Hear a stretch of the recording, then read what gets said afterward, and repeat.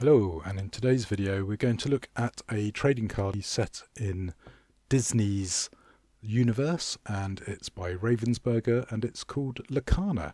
Now this game came out in 2023 and I believe at the end of May we're going to get the 8th set release for it, which is Jafar. And the most current one is obviously this one here, Archer's Island, and Azurite Sea was the previous one. So Azurite Sea was released in November 2024, and I think I'm right in saying the island was released in March 2025, so it's fairly recent. Now I've sort of avoided getting too involved in trading card games having quit Magic, well, back in late 90s actually. And these starter decks are, great. You get a booster pack, and we've got an Amber and Ruby deck here, which is meant to be pretty good. It's in the top 10 out of the 14 starter decks that exist. This one here is Emerald and Sapphire, and this is actually the weakest of the 4 starter decks that I've got. This one here is going to be pretty good. It's Ruby and Sapphire, and I can't remember if it's better or worse than this one, which is Amethyst and Steel. I've got a feeling that's a pretty strong starter set. Now, out of all the starter sets, some of the older starter sets actually are much stronger. Now, whether that means they're any good for tournament play, slightly different matter. So this one here, I believe, is the 10th best out of the 14, so it's definitely the weakest. But it's still, a perfectly fine deck for playing casually, which is how I'm thinking of dealing with Lorcana.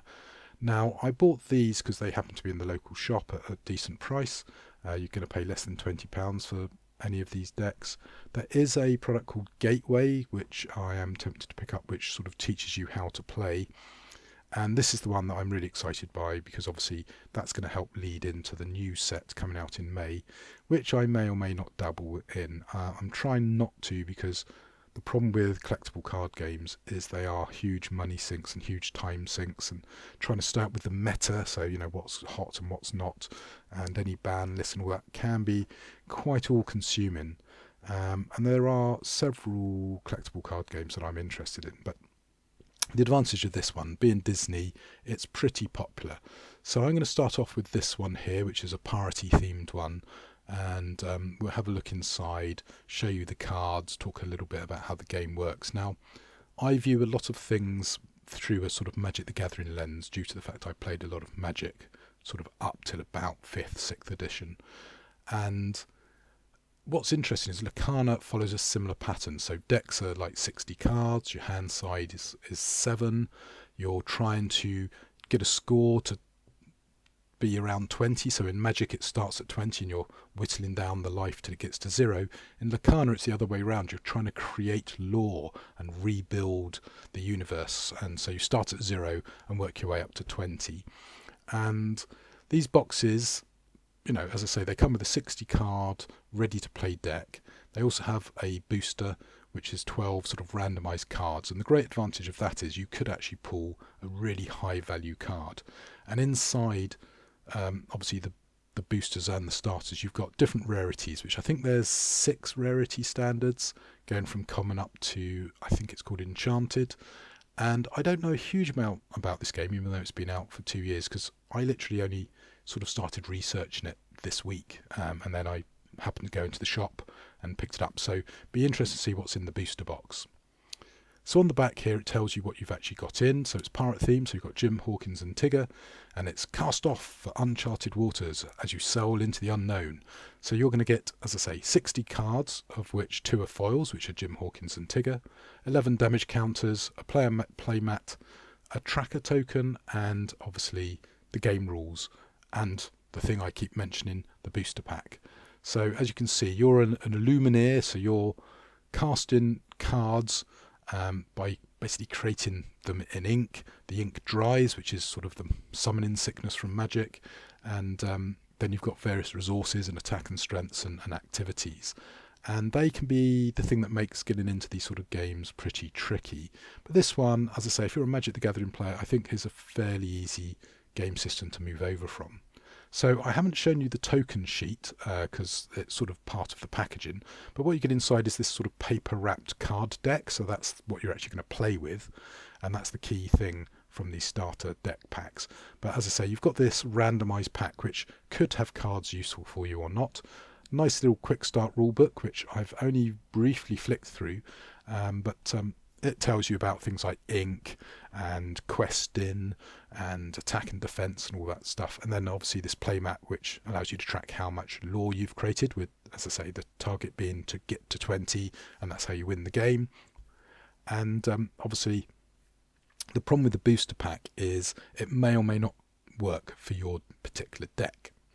So having got the cards out of the sort of paper wrap, you've got this fairly simple but rather elegant back here, which is the same for all cards, and yeah, it's rather nice. And then the first two cards are the foils, so Jim Hawkins and Tigger. And the foil isn't crazy like something like Force of Will, but yeah, they're your two main characters that were talked about on the back of the pack. And then we've got, Winnie the Pooh, Moana, Wendy Darling, so very strong sort of Peter Pan theme in some ways, but it's not just Peter Pan stuff in here. There are other characters, so Fix-It Felix, and I think we've got 4 Fix-It Felix cards, but in 2 different varieties. And yeah, that's something that's rather interesting about this game, is that there is a limit on how many characters you can have with the same name, but I got a feeling the subtype might allow you to play more than that limit because they are deemed to be different versions. You've also got location cards which didn't exist when the game first came out. I think it was the 5th or the 6th set that introduced locations. And my criticism of this game would be, I think they've rushed out quite a lot of sets in just 2 years. One main set and a minor set each year, I don't mind so much, but in 2 years we're already approaching the 8th set. That seems a little bit pacey for me. And as you can see here, we've got the other Fix-It Felix and all these weird symbols on the cards which we have to talk about. So in the top left you've got a casting cost, so that's how much ink you have to spend to play a card. Now depending on whether it's a circle or a hexagon determines whether these cards are usable for ink or not. So if it's got a circle, it can be used as ink. If it's a hexagon, it can't be. It can only be played as a card. So as you can see here, that's the hexagon there in the top left, so that can only be played as a character. But if it's got the circle, it can be played as a character or used to create ink, which is sort of mana. You've got your attack and your defense, and then your triggered abilities, and also that little sort of diamond shape is known as questing. So when you send a character on a quest, it will generate lore equal to the amount of symbols you've got there. And some characters have more than one, and obviously, each time you quest, that gets you lore. But the problem is when you quest with a character or tap it, or exhaust it, I think is the official term, it leaves it vulnerable to being destroyed. Now, as you can see here, the foil, it's nice, but it's not amazing to me. I think there is an alternative style of foiling that is a bit more fancy as one of the rarities, and I believe it is enchanted. If you pull one of those in the booster pack, your quid's in, because that's a card that's almost certainly going to cost more than the entire starter deck. So we will have a look at the booster pack, because we pretty much looked at everything there is to see in the starter deck, and that's going to be the same in every single version of the starter deck. As far as I can tell, all the cards in the main deck are identical in every single starter deck. What makes it unique is the booster pack, which we will go and have a look at very, very shortly. So the booster pack, it's 12 totally randomized cards which may or may not work with your main deck, and as you can see, it's tied to the expansion that it's for. So if you buy an Azurite Sea starter deck, you're going to get an Azurite Sea booster pack, in theory. I'm not aware of something being different. Now, this foil is sometimes quite easy to open, other times it's difficult, and there is a risk of damaging your cards, and particularly with the black borders, they can get marked. So I'm a big fan of card sleeving. Some people really don't like that. Some people just like to play with the cards, and it starts off with common cards, and the deeper you go into the booster pack, you get into the different rarities, and I think it's the back 3 or 4 cards that tend to vary in the rarity. So as you can see, these are all common cards, this little circular symbol, and then we go to the sort of what I would call uncommons in a short while, which it thinks like a book icon. Now if you actually look in the rule book, it will actually tell you what these different rarities are. So as you can see there, hi, he's got a different rarity.